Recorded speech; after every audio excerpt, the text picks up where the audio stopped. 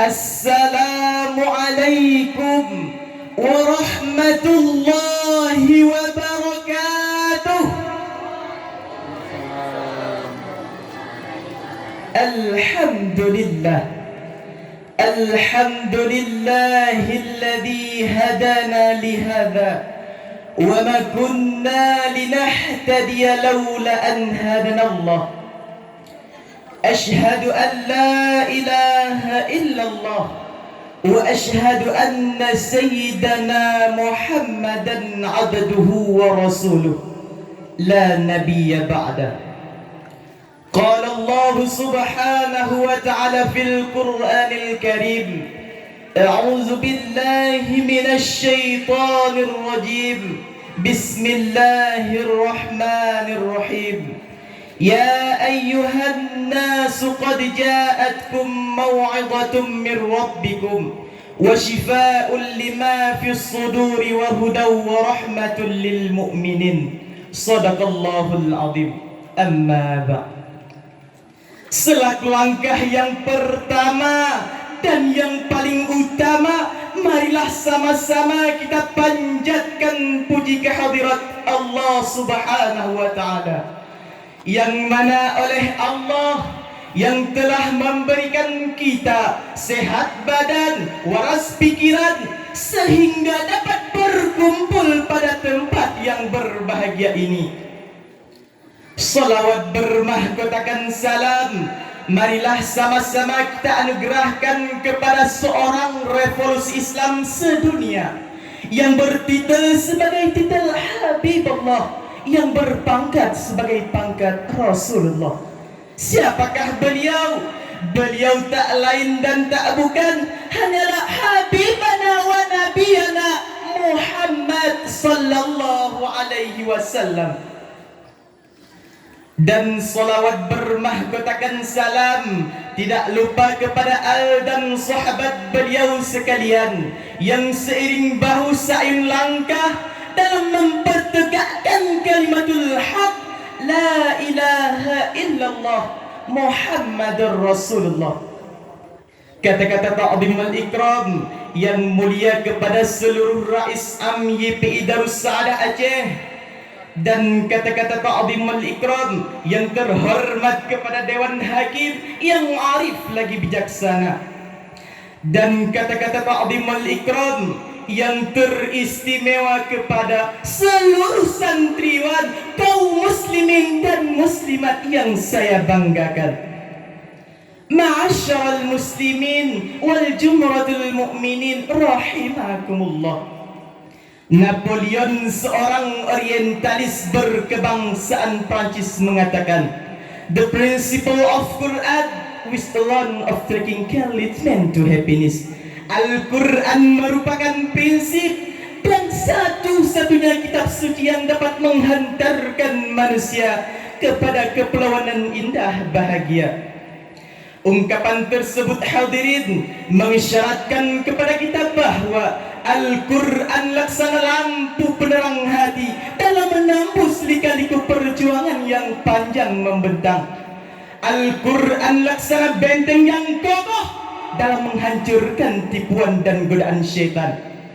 Bahkan Al-Quran laksana jimat penyelamat dari kesesatan hidup dan kehidupan. Pendek kata, Al-Quran adalah satu-satunya kitab suci yang dapat menghantarkan manusia serta relevan dengan perkembangan dan situasi zaman. Oleh karena itu Rasulullah mengatakan, "Iqra'ul Quran fa innahu ya'ti yaumal qiyamah syafi'an li ashabi." Bacalah dan kajilah Al-Quran, karena ia akan datang pada hari kiamat sebagai penolong bagimu. Berkaitan dengan hal tersebut, maka pada kesempatan yang berbahagia ini, izinkanlah saya untuk memaparkan sebuah syarahan yang berjudul Al-Quran dan Rancang Bangun Masa Depan Peradaban Manusia. Ma'asyiral muslimin wal jumratul mu'minin rahimakumullah.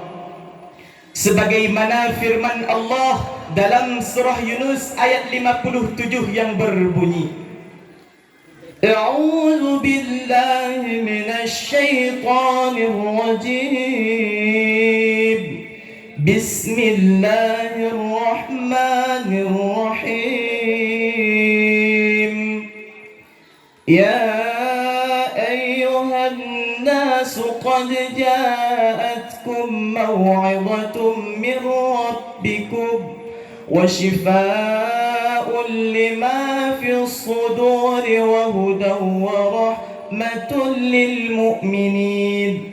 Yang artinya, hai manusia, sesungguhnya telah datang kepadamu pelajaran dari Tuhanmu dan penyembuh bagi segala penyakit yang berada dalam dadamu, dan petunjuk serta rahmat bagi orang-orang yang beriman. Hadirin kaum muslimin yang saya banggakan, ayat tadi kalau dalam ilmu balaghah yaitu termasuk yang menginformasikan sekaligus menegaskan bahwa sungguh telah datang kepada manusia Al-Quran yang memberi petunjuk kepada jalan yang lurus dan mengeluarkan manusia dari kesesatan. Lalu apakah fungsi Al-Quran itu diturunkan hadirin? Dalam merancangkan bangun peradaban manusia. Ayat tadi sebagaimana ditafsirkan oleh Imam Ali As-Sabuni dalam Sufatul Tafsir menjelaskan bahwa ada beberapa fungsi diturunkannya Al-Quran. Yang pertama, Al-Quran sebagai pelajaran dari Allah yang Maha Pengajar. Yang kedua, Al-Quran berfungsi sebagai pelajaran, obat, petunjuk serta rahmat dalam merancang bangun peradaban manusia. Dengan demikian, marilah sama-sama kita memahami tentang isi Al-Quran dengan menjadikan Al-Quran sebagai pedoman hidup. Kita tidak akan bertentangan akhlak kita dengan ajaran Tuhan dan berselisih dengan tuntunan agama. Hanya inilah yang dapat saya sampaikan. Dari uraian saya di atas dapat kita ambil kesimpulan, Al-Quran merupakan firman Allah yang berfungsi sebagai pelajaran, obat, petunjuk serta rahmat dalam merancang bangun peradaban manusia. Hanya inilah yang dapat saya sampaikan. Lebih dan kurang saya mohon maaf. Hadanallahu wa iyyakum ajma'in. Wassalamu alaikum warahmatullahi wabarakatuh. Waalaikumsalam warahmatullahi wabarakatuh.